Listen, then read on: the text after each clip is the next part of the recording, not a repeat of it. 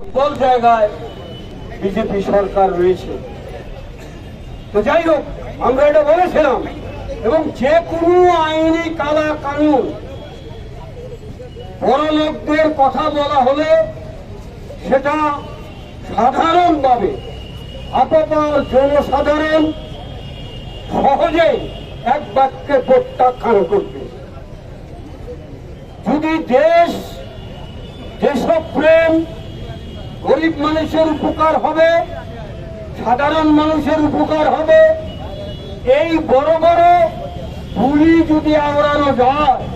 আজ অমিত শাহ দীর্ঘ বক্তৃতায় বলেছেন, তিনি যখন বক্তৃতা করেছিলেন লজ্জাজনক, তখন ফুটপাতের একজন হকার দিল্লিতে, তাকে প্রথম এই আইনে গ্রেফতার করা হলো।